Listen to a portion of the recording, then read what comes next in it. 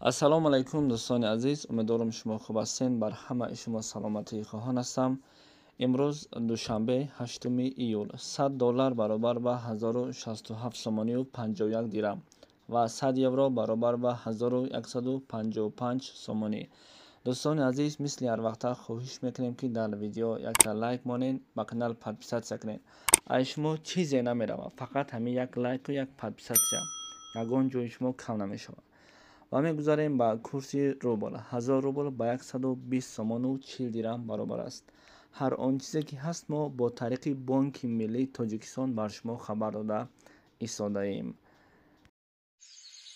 برای شفا و تبابت دردهای شما شرکت داروهای گیاهی پیشنهاد میکند. سمیوون برای آنهایی که لاغر هستند و میخواهند وزن بگیرند. ام پلوس اپیمدیوم گردش خون را خوب نموده برای همخوابگی نیرو میبخشد. ملهم پیگمنتا برای بیماری های پسریاز و سفید شوی پوست. بینداکس برای ریزانیدن کرم های معده و روده. میناکسیدیل برای سبزانیدن موی سر و ریش.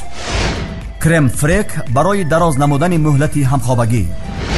روغن خیلبی برای ریزانیدن سنگ های گرده و تبابت آن. فاتزارب برای کم کردن وزن زیادتی. دسترس نمودن داروها به تمام شهرهای روسیه و جمهوری تاجیکستان به طور رایگان.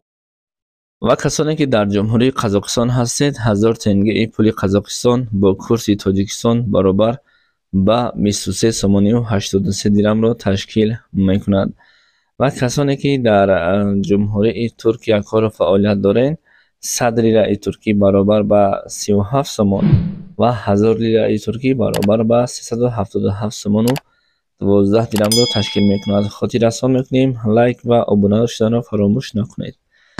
و با کسانی که پول ازبکستان لازم است وزنی باشه، 50,000 سومی ازبکستان با پول تاجیکستان 44 سومانی را تشکیل میکند.